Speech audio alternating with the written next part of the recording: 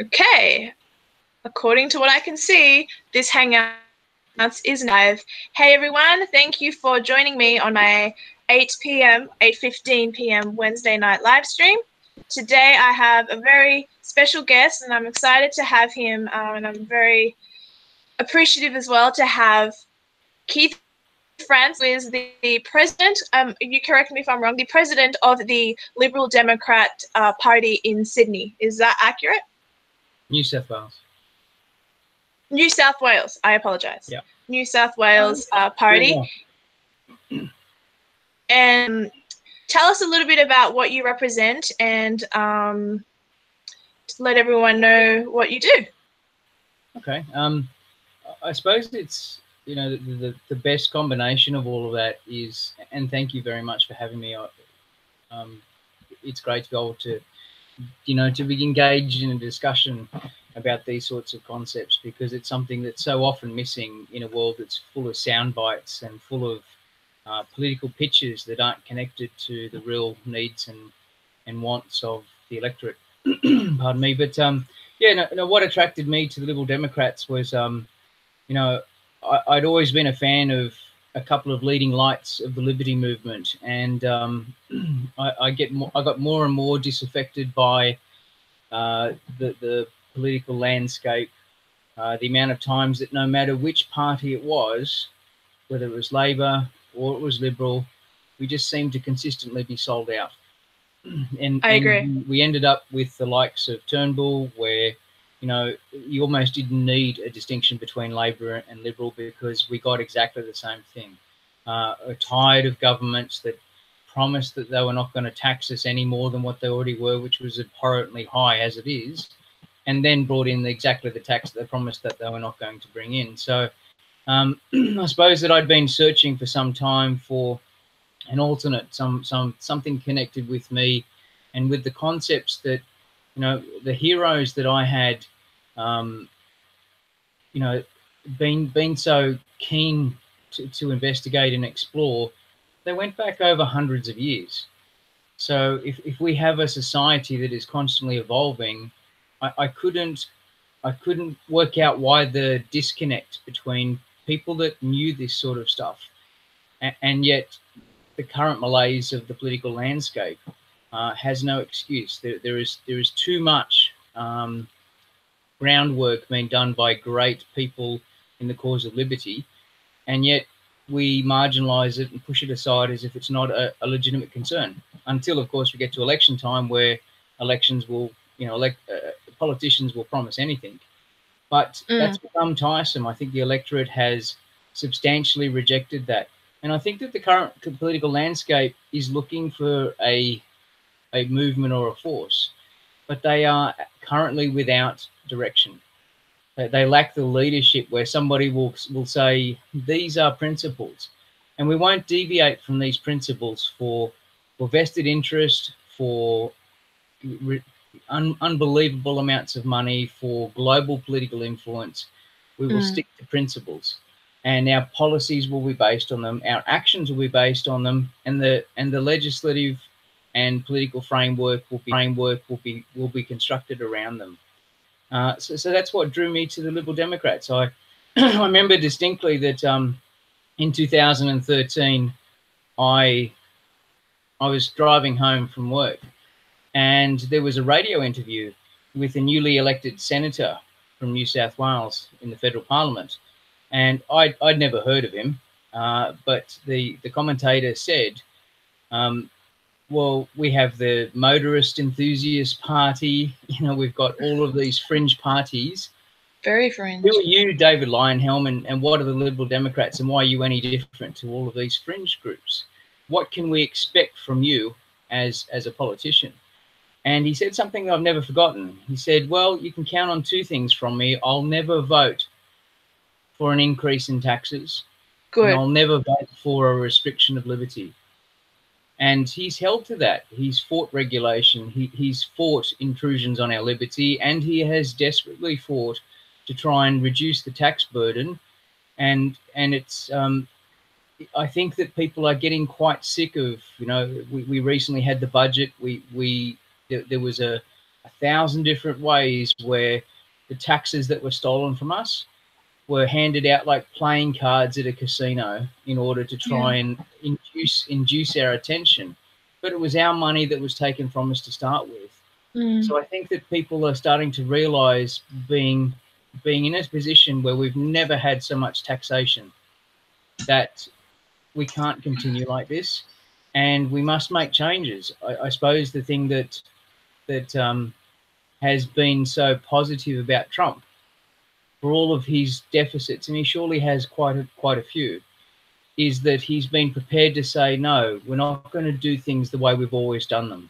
And I think that the Liberal Democrats, being a party based solidly on principles, not only drew me to them, but have a time which is fairly unique in history, where we can say these major parties that have all of this wealth, all of these resources, all of that history and all of that tradition, and yet we're no better off. So it must be time to try something different. Absolutely. I completely agree. And part of that is our specific subject matter for this particular live stream, which is the Marxist agenda. You alluded to it when you said the word globalist. So I would also agree that, well, actually, before I get into Marx in general, one of the persons in the chat wanted to know whether you consider yourself a classical liberal or in the American sense, or just a libertarian, and how do you distinguish between the two? Yeah, both. I think that it sometimes is handy, you know. So so I have been for a long time somebody that likes to mentor and teach, and one of the things that I think I've always said to students and people that I've mentored is sometimes it's handy to think in a certain sense, but you can't always think using the tools that you're using, because sometimes they are pejorative and restrictive. So I mean, classical liberals like Thomas Jefferson, you know, who I have admired. I mean, this is a guy that used to read 5 books at the one time. He was famous for having a particular device that he constructed where he could lay out 5 books, 4 on each side of a square and 1 on a top panel, and he used to spin it round like a lazy Susan, and he'd read those books all at the one time. And there was a famous quote by Bill Clinton who said he had a dinner of a gathering for the Nobel Prize winners when he was president, and he started his comments for the night and he said, "This is the greatest collection of intellectual power ever assembled in the White House since Thomas Jefferson dined alone." He was an extraordinary person, and he's often referred to as one of the classical liberals. But it's handy sometimes to think of that. But in politics, it can be really dangerous to pigeonhole and to put people into specific boxes, because libertarian, classical liberal, at the common core is liberty. And it's not helpful to drag. I mean, one of the things that we'll talk about, you know, in regards to how Marxism and socialism have adapted and progressed, is that if you start tying them down to, well, it's this kind of Marxism or it's that kind of Marxism, you know, there's a great saying that says, if there's a boot on your head, you don't care if it's the left boot or the right boot. On your head? Yeah. If there's a boot on your head, you don't care if it's the left boot or the right boot. Because it's on your head. Exactly. Yeah. Yeah. Well, to get into Marxism, I'll just give people, for those who are a little bit unfamiliar with what it is, although I'm sure most are aware, particularly those who are aware of you and those who are my audience, I would assume that they have an idea. But just for a brief overview, the originator of Marxism was Karl Marx. His father was Herschel Marx, who was Jewish, but the family actually was raised Christian. So I just found interesting. And Friedrich Engels, the co-collaborator to the Marxist theology, I guess you could say, was an atheist. And I think the reason they became, or that they started to develop this thought, was due to one particular phrase that stands out, is that at the core of the capitalist system lies the separate the producer from the means of production. I think they saw lots of holes in their society of that particular time, and henceforth Marxism was born. Did you want to or elaborate? Yeah, I suppose that, and forgive me for being so divergent, but the thing is that what happened, what happened historically with Marx is probably of little assistance to us. There was a great banner. So when the Berlin Wall had fallen, you remember those great pictures from people standing on top of it and chipping away at sections of the wall to souvenir for the rest of their, to pass on to their children, saying, "I have a piece of the Berlin Wall." It was reported. Oh, sorry, you froze. So Yep. just repeat what you said from the beginning of that. Yeah. So, like I said, I don't think it's of great assistance to just look at the historical context and the origins of Marxism. It's much more of Not completely. much more a facility to have a look at how it affects us today, and how it has been used, adapt, and has evolved into a far more pernicious force. But the thing is that the interesting thing about history is that when the Berlin Wall fell, you had those great images where people were hacking away with picks and things like that to tear out bits of the concrete that they could souvenir for their family, for their family history. And there was a banner. There was a banner that was posted near the Berlin Wall, and it had a picture of Karl Marx. And the comment on the banner said, "Sorry, chaps, it was just an idea." Oh, okay. Yeah. And it was a very ironic and well-placed comment, but an idea implemented. Yeah, exactly, because it's just an idea, but that idea separated, a city and families, and if you tried to break out of it, they just shoot you.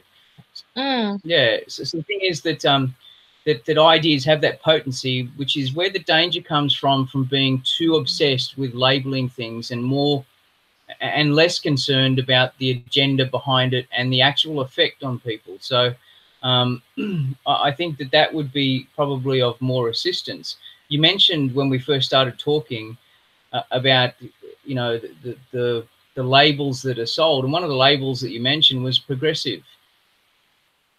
So I know that in the tax system, and you'll hear this from the Labor Party all the time, is that you're sold this progressive tax.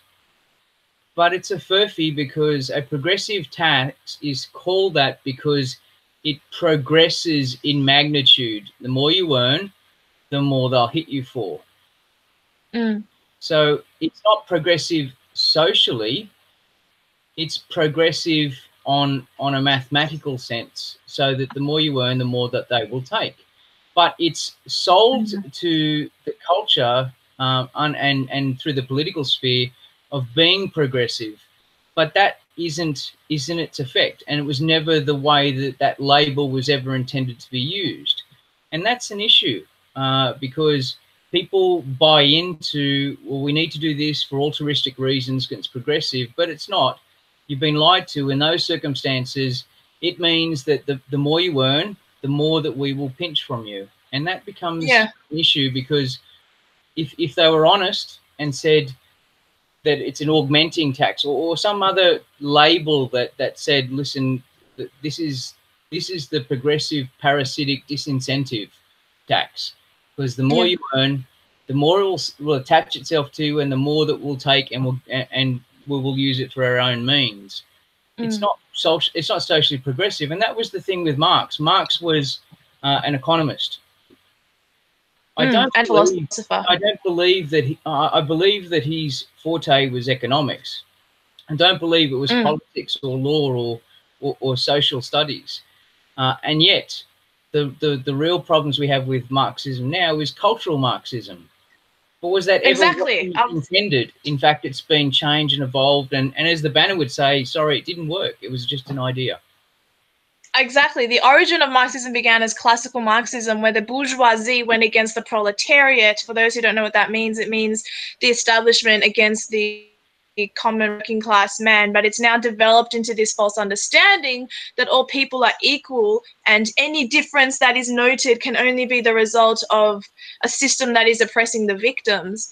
And that's not what he espoused. He didn't espouse, doesn't mean what he espoused was accurate at the time anyway, but what he espoused was a different thought, and it was a political system, whereas now, you're right, it's moved downwind to culture, and it's in itself into our education system, which you can speak for as someone in that industry, and it's infested its way into our children through feminism, through transgenderism, through our religion almost, because now churches are going to be pressured to unite pairings of men and women with women. It's all, I think, cool to self-destruct the Christian foundations of this country. What are your thoughts on that?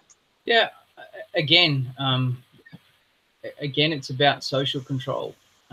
And one of the best ways to engage in social control is to ensure that you have the labels where people believe that they are doing something that's beneficial, that is in the best interests of the people around them, and that will make them feel good and alleviate their conscience. But if it's a lie and it's the reverse, it's kind of like the Patriot Act. There's nothing patriotic about the American Patriot Act. You know, there are so many instances where we are sold these labels. In fact, probably the title of our conversation tonight can be "The Duplicity of Labels," because there are so many times when we are asked to engage and connect, and then eventually subjugate ourselves to a label, and yet we've lost, or we seem to have been disengaged from the ability to critically determine and think about what it is that we're being served up. If anything, that is the most encouraging. I love the time I spend with my students, and they are so inspiring. And the thing that I find quite interesting is that, different to students from 20 years ago or 10 years ago even, a lot of those students are becoming phenomenally good thinkers, that they are very critical, and they are very... Are they though? That's why I find surprising, because it's such a leftist system that they're being fed. So you're seeing them be critical. That's good. That's positive. Yeah, exactly. You're seeing, you know, at any level, for any sort of teacher, any sort of mentor, you almost don't care so long as people think. And if they get to a different conclusion to you, you must respect that. If you think about John Stuart... Of course. Sorry, you're going to say? I said, of course. I was agreeing with you. Yeah. So if you think about John Stuart Mill in his essay on liberty, he actually put... I was reading it a bit earlier, so it comes to mind straight away. But he particularly, above any other item, he was very content to drive one concept home, and it was that socially we should disagree, because that's the only way to thresh out ideas. That's the only way to, you know, no matter how good the idea, it's not perfect, and only by civil discourse do you actually then distill that into something far better. And the most concerning thing about cultural Marxism, it was called ethical confrontation. So Mill was intent on this concept, and said that moral progress is more likely when alternate views are allowed to be ventilated and argued amongst people that are in a civil discourse. And the concerning thing about cultural Marxism and the way that we're asked to not have an opinion and to adapt to the opinion of people that have adapted to their standard. Yeah, exactly. That have taken on these concepts. Is that they don't want to hear from you. The most important thing is that they shut you up first. You know, we're seeing the distressing incidents where, you know, where parties such as mine and commentators, even such as you, are being shut down by major net companies, and the government doesn't care. Yet John Stuart Mill says you can't have that. You must have the discourse. I was flicking through some things earlier on tonight, and I happened to come across that great print media interview with Kerry Packer. where they said, look, you know, you need to adapt to this. This is the taxation system. Why aren't you just adapting to this? And he said, and it was one of his most famous quotes, he said, look, you guys in government aren't doing such a great job with the taxes you got. You deserve more. Yeah. It's So what that they were? discourse, and it's being able to get the contest of ideas. And he was tremendous at it. Yeah. But these days he would be shut down and asked not to speak. It's distressing. I remember we had a great seminar a couple of months back with Daisy Cousins, and she said the ironic thing about my brand of feminism is it's not allowed. I'm allowed to be a feminist, but only the feminism that's the orthodoxy at the moment, because I'm empowered so long as I don't deviate from what they tell me to say. Exactly.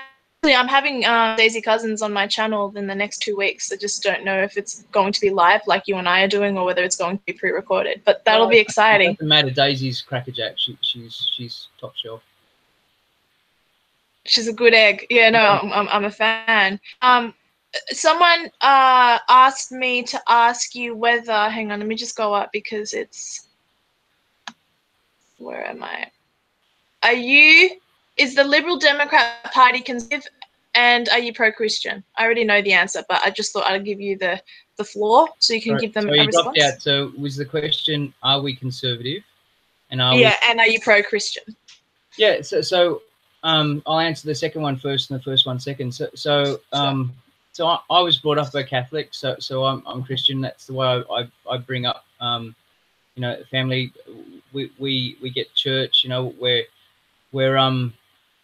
but we're not militant about it, and it's a similarity to the Liberal Democrats in that, and I suppose it stems from people like Voltaire. You know, you are I may vehemently disagree with you, but I'll defend to the death your right to say what you want to say. Which used to be on a leftist statement. Well, yeah, but the thing is that, you know, it doesn't matter where the truth comes from if it's the truth. And I suppose that's almost an answer to the first one as well. Are you conservative? Well, I suppose there's lots of areas where the Liberal Democrats may seem conservative, and there are lots of areas where we seem completely not conservative. And the reason for that is because we are based on principles. When it comes to principles, you stick to the principle, whether at that time it matches the particular context or it doesn't, which is its great strength, but it sometimes leads us to be critiqued, which is okay. I mean, that's that concept that Mill was talking about, where we need that social confrontation, but in a civil setting. Yes. Well, to go back to the education system we're referring to and to the legal system, Australia has its own Marxist agenda. The Communist Party of Australia was founded in 1964 by Ted Hill. Its followers reject Australian patriotism and oppose all immigration controls. It's just disturbing because now I see things like safe schools, which its originator is Ros Ward, who is an advocate, somewhat allegedly, of pedophilia, but I'm pretty sure that's been confirmed. These children are being sexualized quite young, and they're being taught things that they don't need to know. We lived in a time where people used to fight for separation of church and state, separation from education and religion, yet they're being taught the government's religion. They're being taught toxic ideologies, and Marxism is at the basis of all of it. What do you think about all of that? Yeah, I mean, what a great connection point, the separation of church and state. And forgive me the unabashed plug, but you know, it's great to be in a party that prides themselves on principles, because that's a principle, and we know that it is timeless and it has lasted for a long time because principles deal with the truth, regardless of what's socially acceptable or how public policy changes. And that's the real issue at the heart of this. I'm not aware of some of the circumstances you've just raised, but I've heard a lot of reports from America and the disturbing types of social engineering that you've referred to. It becomes something that we must deal with. We should be on guard against that sort of stuff all the time. I don't know the extent of what you claimed, but You don't know about safe schools? if we can't protect our children, then as a society we have started to fail. I would put it to you that that's the idea. You know, we see now the very substantial change from the old nuclear family units. Absolutely. I don't care whether it's the mother or the father that stays at home, looks after the children. No. But surely there should be one, because because it's a positive environment and it nurtures the child that is a part of that unit. But we can't these days, because it takes two parents working in order to cope with the tax burden. We can't not work because the cost of living is so immense. And part of the cost of living, part of the electricity issues are because of subsidies which are based around social engineering. You know, if you're not going to adapt to our great idea about XYZ, we're going to tax you into agreeing. But what that serves to do is just force you into a system where both parents have to work in order to pay the bills to be able to survive. Yes. And of course, they have less time for the children, who are conveniently surrendered to the state. Yes, it's scary. I was very lucky with my son to be able to take him to a Christian school, and the principal, who is a rock star, she said to me, "We're a little different to other schools. We tend to concentrate on values and principles." And I looked at my wife and I said, "Sold." Boom. That's very that's a good story, but unfortunately not everyone has that luxury where that happens. And a lot of people are very anti-Christian, which is also very much a part of the globalist agenda. Do you believe that it is an accident, or has it been socially constructed and judicially constructed to make it so difficult to afford a house, so that two parents have to basically be working? Do you reckon that's somehow intentional, or do you think that's just the cost of living? That's just what happens throughout the years, that things do go up because of inflation, etc.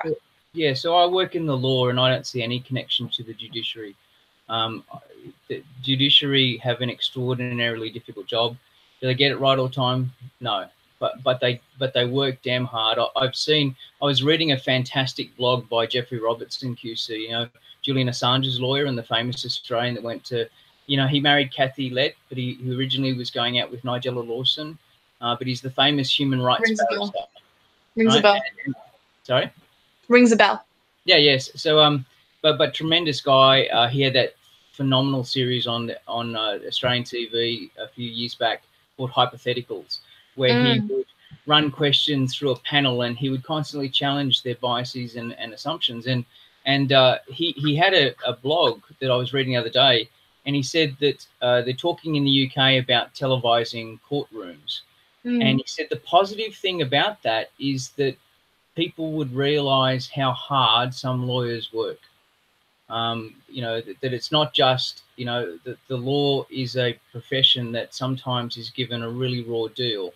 Are there bad lawyers? There's bad in every profession. There's bad in every bad in any industry. But a lot of the lawyers that I know work really hard. They're personally upset and suffer through their clients' tribulations. And the judges, I know some. I don't know, but I have dealt with some extraordinary judges. I'm regularly complimenting them to my class, and the reason that I admire them is because they're on point and they're very diligent in their work. So I don't know that. I mean, there are obviously failings in every system. The failing for me is in political leadership. It's not in the judiciary.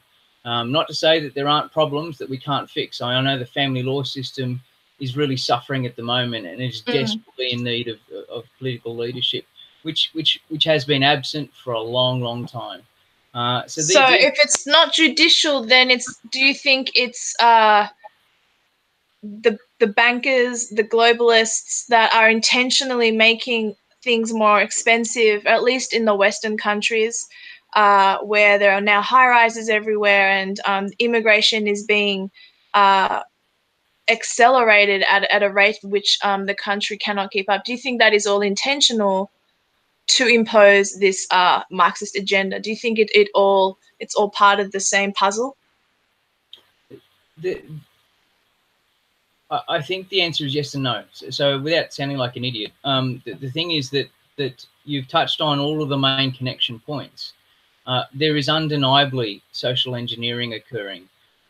You don't call a tax progressive, knowing that it means something technically and economically, but then sell it culturally as the alternate meaning for the word. You don't do that unless you know that you're actually betraying the people that you're trying to get to join your movement.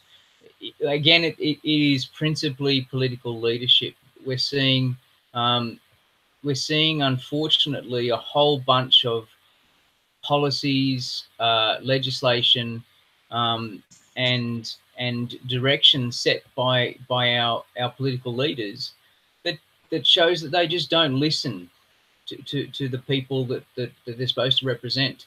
There was a very good analogy I heard on the radio, and I apologize, I don't know who to attribute it to, but there was a very good analogy where someone said, our political leaders have a style at the moment where they work out where the mob is running to, and they dash in front and pretend they're leading. And that's they pretend that they're leading because the issues, and this is why I feel so strongly about our party, because we're based on principles. You don't deviate from that principle even if it's unpopular, because to you it is a truth that has to be defended. And whether that truth that has to be defended is the sanctity of children, whether that truth that has to be defended is the importance of a vibrant economy, whether that truth is that your personal belief should not be interfered with. It's the job of our political leaders to safeguard and to be the bulwark against anybody seeking to infringe those sorts of really legitimate and vital concerns for the people that vote for them. So do you fear for your children? You have two kids, right? Do you fear for their future in the education system, or do you have some hope for them that things will, because things have been quite fast in the last 30 years. It's been fast. But do you think there's a chance it can sort of return back to some sort of stability where it's not so topsy-turvy land? That's not the nature of history. The nature of history is that it's always in upheaval. So the good old days were just a different version of upheaval, but one that we particularly liked or looked on reverently because we forgot all the bad times, you know. But the thing is that the challenge is constant. You know, one of my personal heroes is Patrick Henry, the American revolutionary. But he's famous for that speech. You know, we shouldn't purchase, you know, that feeling of safety and security at the chains that will remove our liberty. And he's famous for that speech that said, "As for me, give me liberty or give me death." Well, you know, that was what, 1775. It's a long time ago. Yet the concept is the same. So it shows that when it comes to liberty, when it comes to freedom, when it comes to principles, the struggle is never ending. And we must constantly be on guard. But unfortunately, that is one of the key challenges in politics. We're sucked into believing that this guy will look after you, or this lady's really got your interests covered. They don't, because you look at the end of their term, and things are rarely better. In fact, oftentimes they're a hell of a lot worse. And we never hold politicians. In fact, as a society, we're very bad at holding people to outcomes. So look at the NBN. What have they spent on the broadband network? You know, it's like $55,000 million, right? It's a lot. Yeah, and it's come out today that there are outcomes from the NBN that are worse or the same as the previous framework of the telecommunications industry, but are more expensive, and it cost us $55,000 million to get to that point. Somebody needs to be held to account. There was a great story that I read today talking about the Banking Royal Commission. You know, if you steal money, that's a crime. But if a banker steals money, It's a compliance issue. Yes, it's quite different, isn't it? Well, that leads back into my point about labels. You know, we have to be very careful about labels. It's sometimes really helpful to say that person's a conservative or that person's a libertarian, but at the end of the day, does it matter if the agenda is being achieved, if the outcomes are being achieved and you agree with it, they should get your support. And if it's the reverse, they should very much get your protest. I think it's quite possible that you and I may disagree on labels, because I used to say I don't care about labels. I used to say that about me personally, but I actually find them to be quite useful and helpful, because if you don't attribute or attach a label to anything, then it just becomes a lot of gray. So I think it's important to be able to say I am a Christian, I am a identitarian, I am a individualist, I am a whatever it may be for whoever it may be. Now, sometimes the label is stupid. With like if a man is wearing a dress and he just believes, I am ma'am, you call me ma'am. I'm like, well, that's just moronic. And Yeah. yeah, but I actually think labels are important, to be honest. But that's okay. That's sorry. I get where you're coming from. I'm not saying that you shouldn't use labels, but no, I didn't say you should use them. I'm just saying I think we have a polite disagreement here. That's all. Yeah, no, and that's good. That's what should happen. You know, yeah. if we all agree, it's a pretty boring place. But the thing is that we have to. The great thing, and that was the point I was making about Kerry Packer, is you watched Kerry Packer at the print media inquiry. He was under attack by serious politicians who obviously had nothing but contempt for him. But guess what? In the comments, that they were really revealing. They said, I didn't realize he was like that until I went back and watched this years later. And I'm so impressed with how he completely and utterly disagrees with them, but he does it with such incredible civility. And that's the ideal that we should be pitching for. And I we should disagree. If we don't disagree, then we're not advancing, are we? But the thing is that when it comes to labels, I'm not saying don't use labels. I'm just saying you have to be very careful not to get bonded to it so heavily that you don't see that people are complex. They have nuances. And just because somebody, let's take, for example, the Christchurch shooting, right? So the government has cracked down and said to the social media people, well, we're going to impose serious penalties for you not severing the feed and refusing to show it. Okay, but it's a situation where they are using that legislation to inhibit what they think is dangerous, and that they are trying to protect the society. The problem is that the problem is the same as with hate crime legislation. See, you say, well, listen, we're not just going to have a crime, we're going to have a hate crime, and that's far worse. But the problem is it's not the effect, it's who gets to decide what that label means. So exactly, that I agree with. So we might think that the footage from the Christchurch shooting is terrible, it's grotesque, and it's despairing, right? Of course.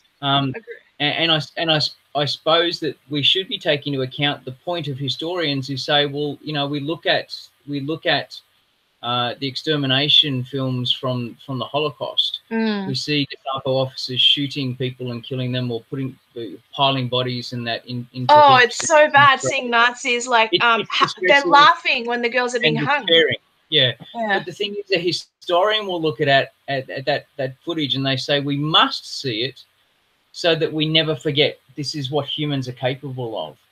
And the thing is that I suppose my point was a long-winded way to get to my point, but my point is that who knows what the next generation of politicians, or even this generation, given a few months, determine is dangerous. That the label dangerous now means dear Beltran, and that we should make sure that we cut her off because we don't like her brand of politics. It's a long way between Christchurch and social commentators like you, but our experience from history is that's generally the route that these sorts of things take. So that's why I suppose for me, I'm so heavily bonded to the principles of liberty, that belong and are championed by the Liberal Democrats, because it's not an intellectual construct. Although a lot of what we've spoken about tonight is intellectual constructs. That's because we wanted to talk about Marxism, but yeah.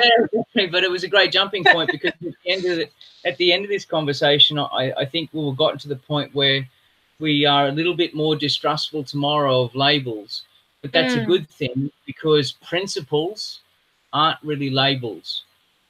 They are core fundamentals, you know, and for some people that is Christianity, and it's an unyielding a rock that they build their life on. It's a strength that they return to. It is the superior faith. I'll get in trouble for saying that, but well, that's your opinion, and you're entitled to it. And the great thing about talking to a libertarian is that they will never begrudge that for you. You know, that the principle is that you know, I have the rights to do whatever I like on the condition that I don't infringe on the rights of anyone else. exactly. And if we're not having that social confrontation that Mill spoke of, then we're probably not living. We're certainly not advancing. And socially, culturally, if you're not doing that, then you're either slipping or climbing. And I think that in a lot of cases we're slipping these days. But who would have thought that people like you are at least out there questioning on a regular basis? You do the show, what, every week? Every Wednesday. Every Wednesday. So you're out there, you're questioning. Who would have thought that would have been possible 15 years ago? Yeah, you're not wrong. That's that's true. But then that's the thing. That's where government and big corporations like Google try to censor and make things much more difficult. I was going to ask you,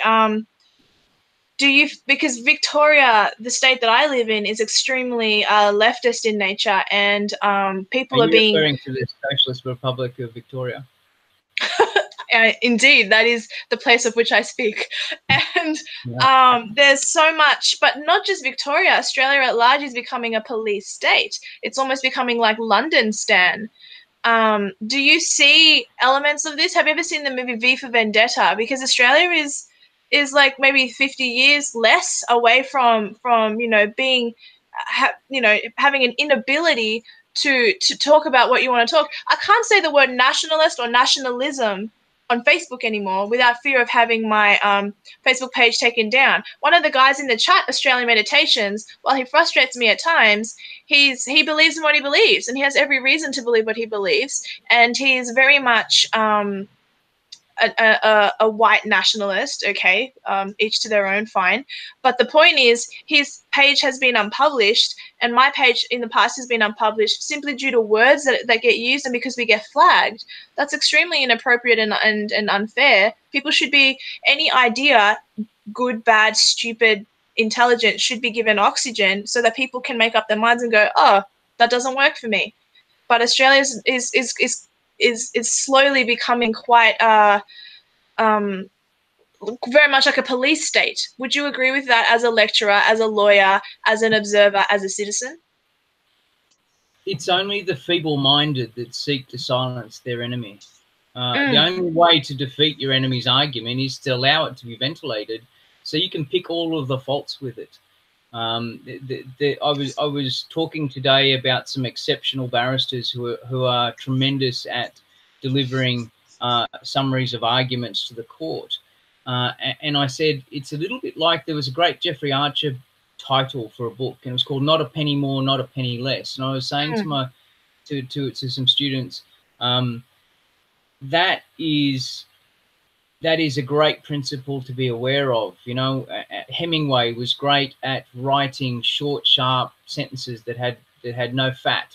And the thing is that there are some barristers that are, and some lawyers across the world, lawyers, but there are great orators that are very good at this principle, and that is that they will say only what needs to be said, because if they say too much, they may well expose the deficiencies in their argument. But the problem is that as a civil discourse, we need those deficiencies to work out whether the argument is legitimate and whether we should improve or evolve that argument or transform it into something more positive. But the thing is that you never have that opportunity to bring what are really disgusting, diabolical, contemptuous thought and drag it into the light if it's forced underground.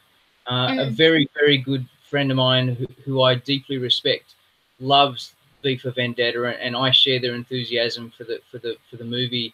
And he's got the mask sitting on his office wall, you know, and it's a salient reminder that he's not a per se political representative, and he's not a revolutionary in his daily life. But the mask on the wall reminds him that he has a constant duty to stand up, not to suppress the ideas that he disagrees with, even if he vehemently disagrees with them. But he has a duty to hear it out so that he can tell you that these are the faults in your argument. Exactly, which is a good thing. I It's agree. good. It's good to know what the faults of your arguments are. Like I have to admit that sometimes I don't know if you've ever heard of Gab, but you've been using that particular platform a lot more, and you can't help sometimes feeling a little bit piled on, and it's just people writing words, and it doesn't really bother me, but sometimes it's like pile on, pile on, pile on. It's like, oh, stop telling me things. I regret writing that particular post, but then you do, after you get past all that, you know, silly anxiety, you learn things that you didn't think of before, or at least it brings a little bit more balance to something you weren't aware of. And I like that. I do. And that's what people lack today. They can't handle it, which is why they need safe spaces and all that kind of stupid crap that makes no sense to me. Well, But how do you grow? How do you become bigger than those problems? And how do you learn compassion? I mean, we've all had bad days. We've all done stupid things. We've all said stupid things. Yeah, on the daily. If you're not at liberty to say something, even if it's stupid, you'll never know that it was stupid, and you'll never have the chance to regret it. And you haven't spent a week with me, have you? Sorry? I said you haven't spent a week with me, have you? No. But I'll meet you next week, and you'll hear how much stupid crap comes out of my mouth. I think you'll do fine. Thank you. But yeah, sorry, I didn't mean to cut you off. You can finish what you were saying about Yeah, I think that it's a lesson that we haven't learned, in spite of that lesson being there for a couple hundred years. You know, we started to develop these concepts in the Enlightenment, and we progressed through you know, ups and downs. We left the Dark Ages a long time ago. We know it didn't work for the world. And yet, why are we moving back into a cultural or sociological dark age where you're not allowed to say anything if it's not, you know, it's verboten if it's not approved? Because people are stupid. That's a regressive step. Well, I think it is. I think that it is very much indicative of an unwillingness of an entire generation to think. You know, absolutely. I mean, I remember, you know, I deeply love and respect my grandfather, who was an incredible man, and he fought in the Second World War. He was a rat of Tobruk, and I remember hearing stories and being around those people that he fought with, you know, during the Second World War, and I remembered hearing about how tough times were and how they survived and they surmounted the obstacles. But it's been a long time since we've had global, you know, global challenges that tear people down to effectively you know, to sustenance levels. And I think in a lot of senses that has been combined with a lot of social engineering. You know, we spoke the other day about that great book by Charlotte Iserby, The Dumbing Down of America. Yes, we did where see she that. observed the school system was designed from the German system. It was a system that the Americans took on. The Americans didn't even look in the German classrooms, and yet it was specifically designed to produce workers and not thinkers. And I think we're suffering the effects of that. One of the things that's attracted me to the Liberal Democrats is that we regularly don't agree with each other, but we have a civil discourse. Yeah, we have a civil discourse, and we thrash out the ideas. There's a particular guy that's on the on the state executive committee, and we're very different. And the thing that most impresses me about him is that we have a radically different view on a particular issue, but the sophisticated, elegant discourse that comes back from him when I object is something that he should surely be proud of. But as a party, we're delighted with, because we think that's the model, that's the way that things should be thrashed out. And the problem with our current political environment is it's never thrashed out. It's a war of sound bites. It's a war of competing nonsense thought bubbles in hopes of deceiving the public so they're not paying attention to what you're taking out of their pocket. No, that's very true. I think two more things before we finish up. I wanted to ask you about Fraser Anning. What is your personal opinion on him as an individual? I've actually interviewed him on my channel, and his anyway, and the stuff that's been happening with him in the news lately. Like, what is your overall opinion on all of that? I'm just curious. Fraser Anning's a complex one. Yes, I know we didn't talk. I didn't mean. Hope I'm not bombarding you by saying that. No. There's no issue that's really off limits. And for any public issue, nor should it be.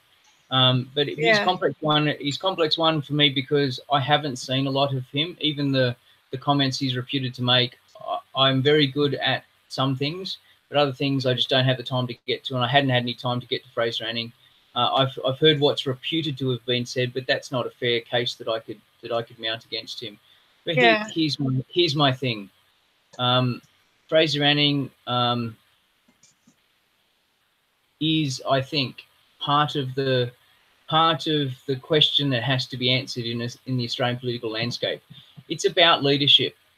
You're not going to keep everybody happy, but if people are unhappy with you but respect the way that you conduct yourself, then that's probably half the battle.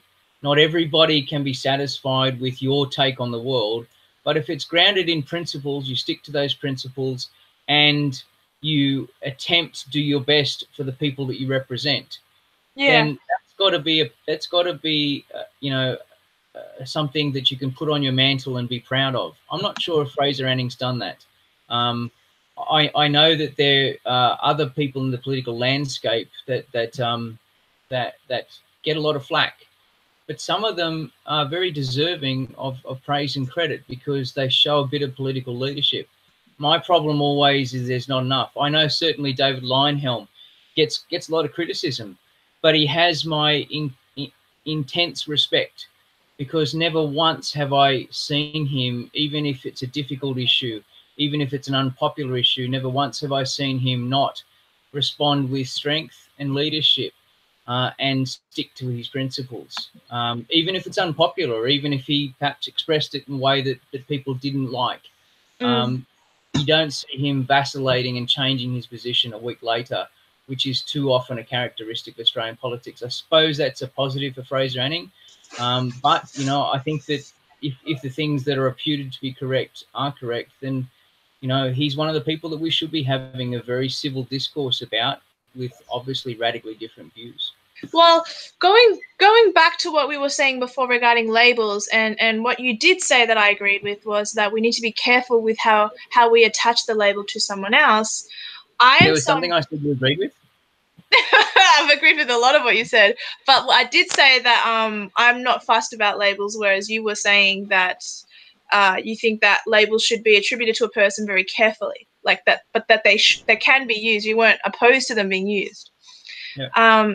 Something that bothers me about Fraser Anning, and not him as a person, although I've disagreed with things he's said in the past, I've interviewed him face to face. I know he's not a racist, no matter how much the media tries to spin him being a racist.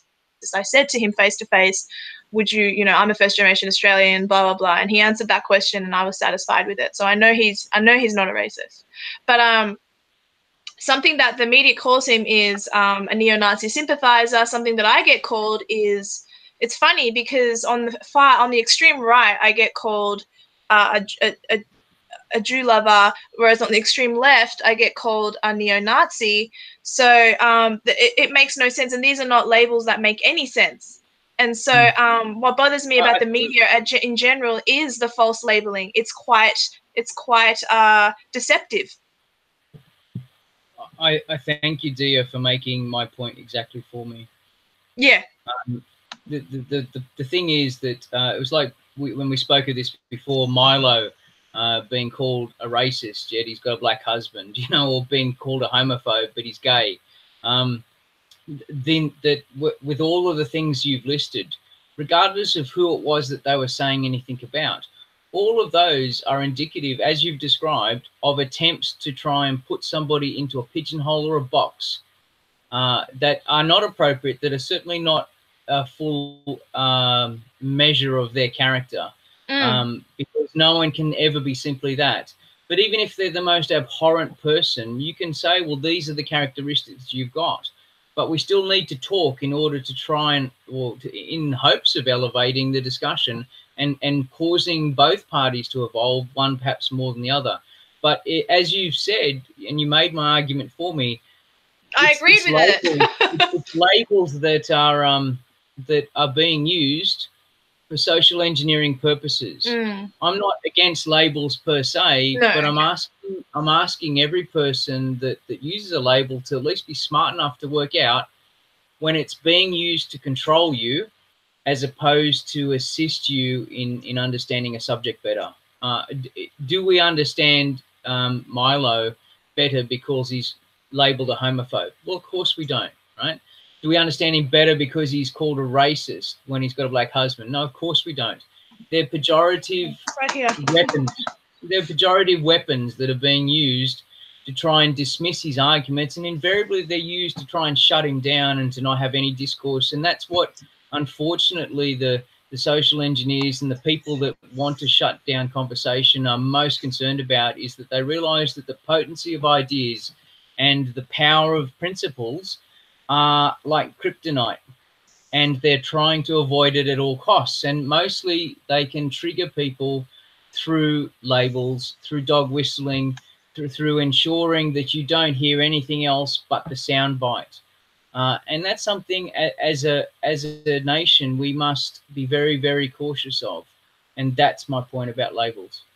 Oh, absolutely. I think now I have a more, I understand your point a lot more now. The thing that bothers me more about the whole mislabeling a person, misgendering doesn't bother me at all, but mislabeling does. It bothers me greatly because we're living in a time where people are perpetuating the narrative that, hey, it's okay to punch a Nazi. Go for it. These people deserve it. And being labeled a Nazi, which is ridiculous, makes no sense. If anyone knows me, that makes no sense. But I understand why they do it. It's because of guilt by association, I suppose. But that means that permission has been granted to punch me in the face at some point. It may happen simply because of a mislabel, because it's being perpetuated by leftist media. That's unfair, and that's inaccurate, and they know it's not accurate as well. They're just choosing to pick things to try and box me into what they want to make me into. Yeah. Yeah, that's exactly your point, correct?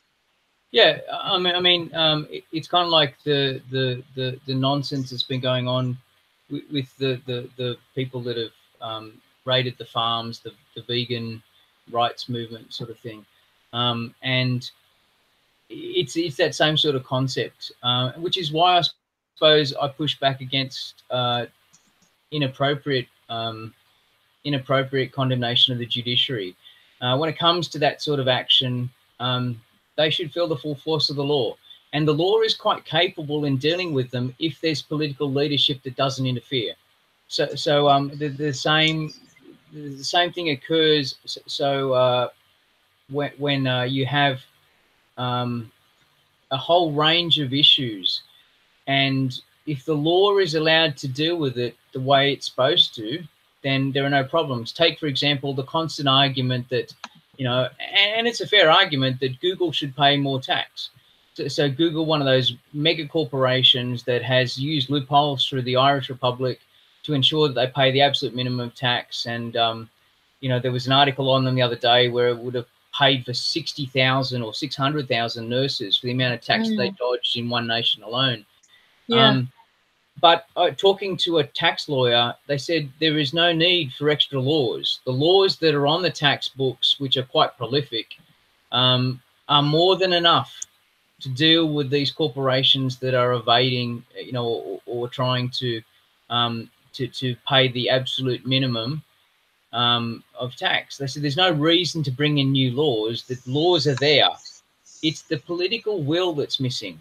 Allow the legal system to do its job. Stay out of the judiciary's way, and you can have some confidence that things will be done. But problems occur, and the judiciary. I don't want to sound like I'm just mounting a case that the judiciary is spotless, but there are so many people that work so hard as lawyers and in courts, and oftentimes it's a failure of political leadership. Yes. That's. I remember David Leinhelm talking about the difference, because he was a vet, about animal welfare and animal rights. One makes perfect sense. The other one is hazy, Yeah. So I think that in those scenarios, we end up in dangerous spots if we don't allow things to work well. But we surely should say there are plenty of times, and as I said, family law is a system that is desperately in need of review. If it's not working, let's have the political leadership to deal with it, to improve the system and to come up with better outcomes. Because oftentimes that is so absent, and people are seeking the leadership that's absent, and instead they're fed a label, which is not assisting anyone. No, it's really not. What is your view on? Okay, so I know what your view is because we've already spoken, and the people in the chat don't. But in terms of a libertarian, I've had this explained. My friend Kwaku is a libertarian, a very proud libertarian. But I'm a little bit confused as to how abortion and libertarianism can be cohesive, because liberty means that the woman would have the right to choose to have her child terminated, and that doesn't sit well with me. But I forgot what he said, but it was he said that the liberty would apply to the life of the child or something like that. Is there any way you can reconcile that as someone who was pro-life? Well, the thing is that, and what a great name, Kwaku, hey. He's from Ghana. Yeah. What a great name, I've got a friend, he's from Burundi. I haven't seen him for a lot of years. I lost track of him, but he's got the most amazing last name. It's like a song every time he pronounces his name. But I think with that particular debate, it's really interesting to see what's happened in the States with Virginia and New York, because that concept has been dragged out to such an incredible decision point, that I think there was a great book a few years ago called The Tipping Point.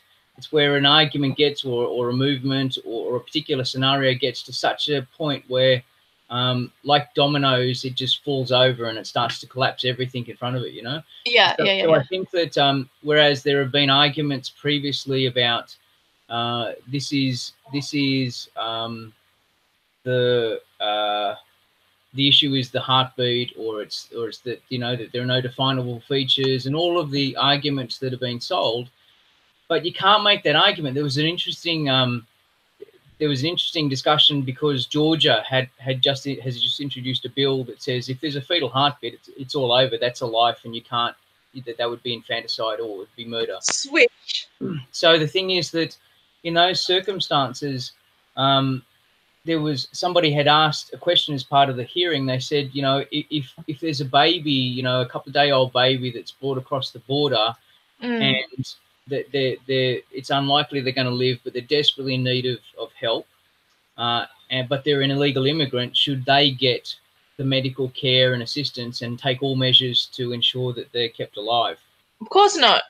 That's a joke. Well, they said, yeah, of course, that'd be silly. That's a silly. Of course, we should do Yeah, it to protect that's them. a dumb question. Yeah, of said, course. Okay, Yeah. so if you have a third trimester abortion and it fails, and the baby is out of the womb, should we take all measures to ensure that the baby's life is protected? And the same person said no. So I mean, it's again civil discourse. We need to have these terrible, awful, confronting conversations, because it's the only way that we come to a more human realization and how we evolve into a better argument. So the thing is that you know, I've heard a lot of stuff, you know, but I think that from a liberty perspective, if there are obviously complexities, and no one's denying the complexities of rape and a lot of the issues that are forcing people into very difficult decisions. But I don't think we're having enough of an intelligent discourse about this sort of stuff, because it's emotional, and because there is this tendency to label and to throw labels out. We are potentially causing a lot of heartache. I don't know that that if any. I mean, I remember the ultrasound of my son, who almost was waving when we first got the ultrasound of him, you know, and the thought that anybody could have interfered or done anything in any way to damage him. I've seen I've read the cases where somebody has fatally injured a woman, and she's been pregnant, heavily pregnant, and the baby's died too. And there has been no acknowledgement of the fact that this is a double murder, effectively, and it really saddens me. But we need to have a more sophisticated discussion, because the reason we end up with this mess is because we're too afraid to discuss it, you know. And there'll be people that will vehemently disagree with me, but the great thing about being a libertarian is that you encourage the company of those people, because you want to ensure that that liberty is allowed to be the surviving principle, and that I know, and we spoke about the liberty of the unborn must be protected under understanding. It's a life, just because it's dependent on the mother. Yeah, not to say it's not a complex issue; it undoubtedly is. But I think that there would be, sorry to cut you off, I think there would be libertarians who are pro-choice, hence my raising it, because I find it to be, as what you said, it's you can't answer it with just yes or no. And here's the interesting thing. We spoke about this before off air, you know, a couple of days ago, but that's right. We hang out. Yeah, I should have checked that book, but it was Victor, I think it was Viktor Frankl, and I think the book was called Man's Search for Meaning. It was the guy that was in Auschwitz, and he wrote about his experience and how he surmounted that awful experience. And he said it's great that there is a Statue of Liberty on the east coast of America, because it's a beacon for liberty. It's a that's right. I remember you saying that. Symbol, yeah. Yeah. But what is missing, because you can't have liberty without accountability and responsibility. There should be a statue of responsibility on the West Coast to show the balance between the two. We often say as libertarians that, you know, I have the right to do anything so long as it doesn't infringe on the rights of others. Well, that starts to add some depth perception to the abortion debate, I think. But most importantly, what's missing from the very heated, very emotional argument is an understanding of liberty, but also an understanding of accountability and responsibility, because you know, you potentially have two lives in that that have to be factored out, and you can't ever forget one of those is the mother, who may be going through the worst experience of her life, and the baby is it's not their fault, you know. But we have. It really depends on the mother. Well, it depends on the, you know, we have to have these sorts of discussion, because again, some women don't care. Some women abort the babies and do not care, and it's like an eyelash stuck in their eye. But we know that whether you approve or you don't, that has an issue and an ongoing effect for women. I don't approve of it. There was an interesting I'm sure there was an interesting piece on YouTube that went around, and they interviewed people, and they said, you know, this is what this person's achieved, but they were a failed abortion. So the abortion didn't work. You're talking about an American lady? Yeah, Melissa Orr, or it's Gianna Jessen. It's either Melissa Orr or Gianna Jessen, two abortion survivors. Yeah.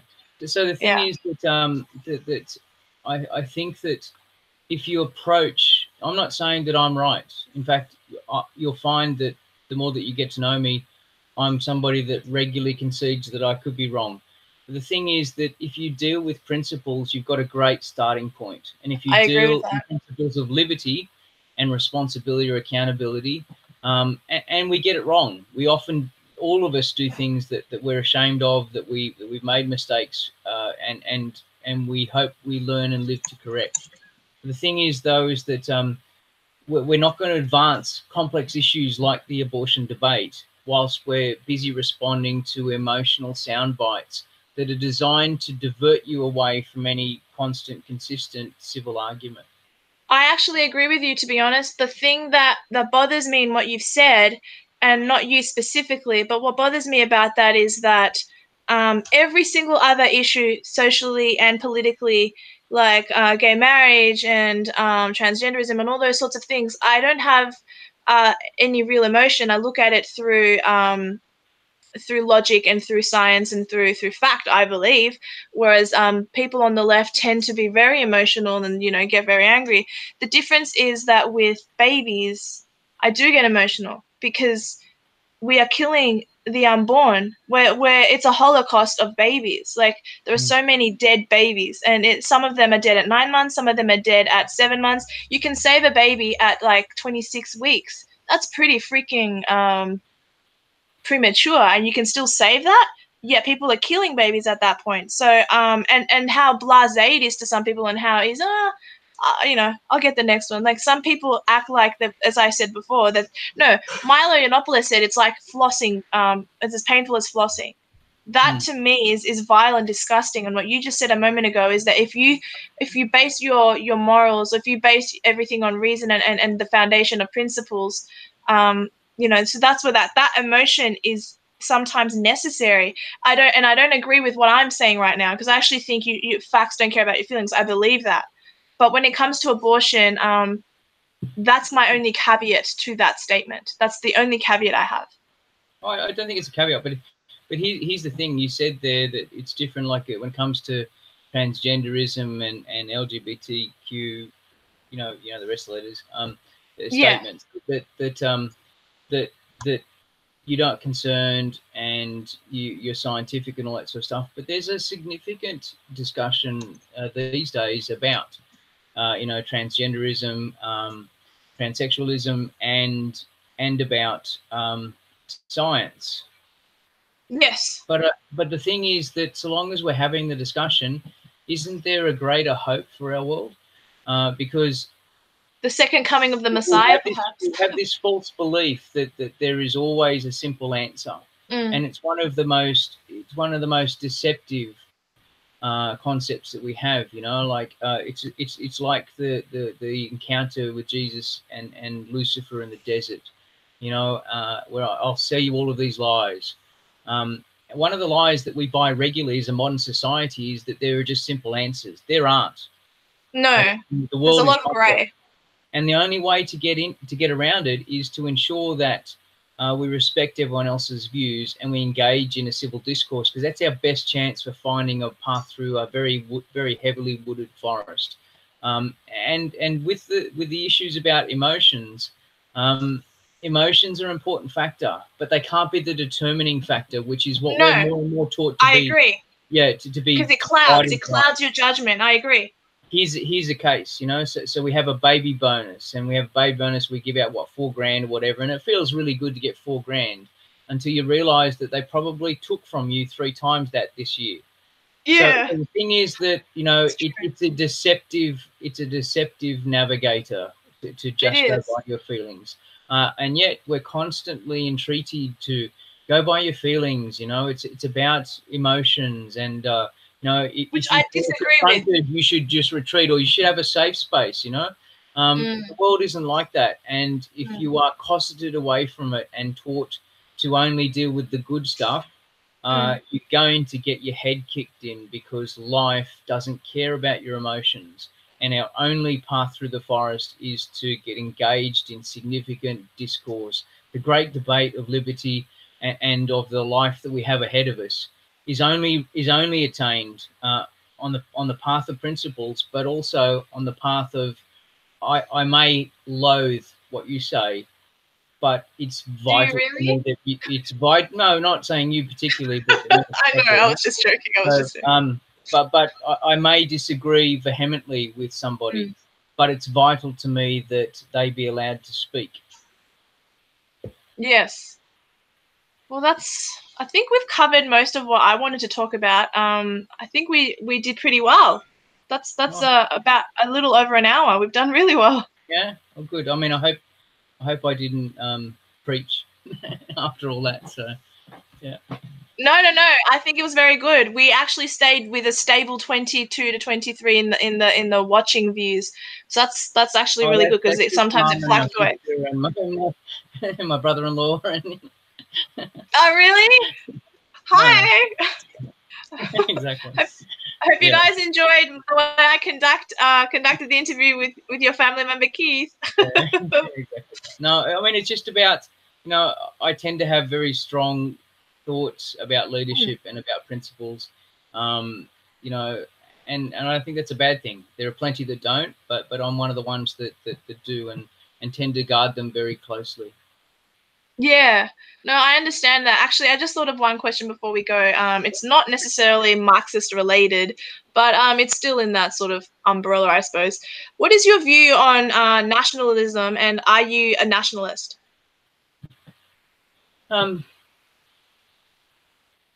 I'm still myself learning about this subject, and I've been delving into it a lot lately. So I'm not yet going to say that I'm those words, but I think I understand the movement, and I understand it to be intended to be noble. Yeah. I pay deference to the fact that once again we've wandered to a label. I know. I knew you were going to say that. I actually knew you were going to say that. and the thing is that I don't mind labels. I know you don't like them. It's just not that simple. As I said to you when it came to, we were talking about the politics of other countries, and I said, look, when it comes to the politics of other countries, we should just stay out. We're not doing such a tremendous job with governing our own nation that we can export it to other countries. We should stay out of the politics of other nations until we even have the remote possibility of getting our own house in order before we even contemplate going anywhere else with it. So that's a different take on nationalism. It's not the same. But I suppose I reject the label, but there are certain benefits of a national identity or national sovereignty that are undeniable. Like I was talking to a very, very smart lawyer the other day who deals in international law, and I said the really fascinating part about international law is it is a bunch of nations that don't have to talk to each other. But when things are done, it's because they realize I can't bully you into doing this. It's entirely up to you, and I hope you agree. But if you don't, I can't force you, which is the concerning thing about the direction that the United Nations often takes. Well, the UN is a corrupt bug. Much of an obsession with coercion rather than achieving a civil discourse that comes up with an accord that benefits everybody. Instead, you have to buy our version of benefit and you have to take it on board. And sometimes it's significant penalty. So nationalism is a label that's handy in some occasions, but it's incredibly deceptive because those principles that I've just listed are very beneficial, and sometimes nationalism can be extremely not beneficial. So you have to. So what is your answer to the question? well, my answer is you have to be smarter than that. Okay. You have to be smarter than I'm just a nationalist. I mean, I suppose Trump is the leading example, or Bolsonaro in Brazil.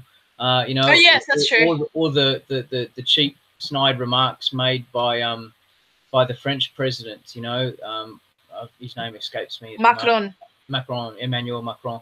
So he's against nationalism, but yeah, that's dumb. I mean, not dumb. Yeah. So, it's not what I think. Maybe my question should have been: are you a patriotic Australian? I'm actually really lucky because my wife and I have 3 descendants that go back to the First Fleet. And You're a real Australian. yeah, I'm not. so without one of my ancestors built the road over the Blue Mountains and was pardoned for that work. So we've got a really proud family history, which includes that the family moved into Burke from the UK and from Ireland, and they moved into Burke, and because of that, we also have Aboriginal heritage. There you go. And it's the interesting thing because Like the person. 1/32. Oh, it doesn't matter because it's a connection. It's a connection to people, and it makes you a better person, and it makes you somebody that is connected to a wider network of other great people. It has nothing to do with benefits, or it has nothing to do with any Oh, type I of wouldn't have said that. no, but it's too often claimed. But the thing is that It is too often claimed. it's extraordinary because she was my great grandmother. And on the birth certificate for my great grandmother, it was listed mother not known. Oh, okay. Because I she don't was an know if Aboriginal you person. ever did a biology class, but we may not know the father, but we know the mother, right? Because it's a process called childbirth, right? But what it was in those days, you know, in the 19th century, that was how you dealt with what they perceived as the shame of having an Aboriginal in the family. So she was effectively written out. It's a recessive gene anyway. Well, it was written out of the family, you know, and yeah. But the funny thing was that when my mum would go to, my dad was a famous a sports guy, like he was bantamweight champion of Australia, and he when they used to go to the pub, because that's what you did, you know, in the 60s and that sort of stuff. But sure. There was always an Aboriginal section of the bar, and yes, I don't like that. Well, they always welcomed my mum. They said, "How you doing, sister?" You know, so she always knew that there was some connection there, even though there was a part of the family that tried to hide it. So that's nice. So we in my family, we really revere our history. We're very proud of it, and but you know, that's not the point. The point or the concept of nationalism is unfortunately a label that's tried. I mean, Trump's the classic example. You're a nationalist, you're running a national agenda, but he's recorded a phenomenal economic result. That's a great outcome, and of course, yeah, we should be very much aware of politics by outcome, but politics by principle, and we don't judge by it enough. I mean, yes, he has some significant challenges and some things that we would be very unhappy with, but if that is nationalism. Well, that's a version. I think you're claiming a particular version of it. I think a lot of nationalists just want their identity to be acknowledged, and I don't believe that is deserving of being admonished necessarily, because I think about certain things. I am a first generation Australian. I am benefiting from a society that I did not, or my ancestors did not help build here specifically. I'm half Spanish and I'm half Colombian, so my family is you know. But my direct concerns are Australian concerns. My direct concerns. Yeah, but here's the thing, and you've cracked open the can of exactly what I was trying to explain. Why do I keep answering your questions for you? Yeah, take Catalan. So Catalan, you know, Catalan. Very, they're nuts. Very proud. They have a very distinct heritage, and they wanted to be acknowledged for their distinctive part of Europe. And yet it's been suppressed, and that's the reason that they're so down on Julian Assange, because he published, you know, all of the details of what was happening to the head of the Catalan movement, you know. So, and that's shameful. That's shameful. But then it's shameful if you take it to the extent that the Catalans do. But what I was trying to get at before, was that in Canada today, in 80 years' time, 20% of the population will be white. 20% of the population. So that means that there's a whole genocide happening that people aren't talking about, and people feel afraid to talk about out loud. And it's weird that I, a non-white Australian, I feel funny saying it, but at the same time, I feel like it needs to be said because people aren't really saying it because it's not the mainstream thing to talk about. But it is sad. Like the Australian fire. What's the animal? Not fire. The Australian Tasmanian tiger. Tasmanian tiger. They're gone. The Tasmanian tiger is gone, but they were there only a generation ago. And it sounds like such a huge exaggeration to say that, you know, white people are dying out.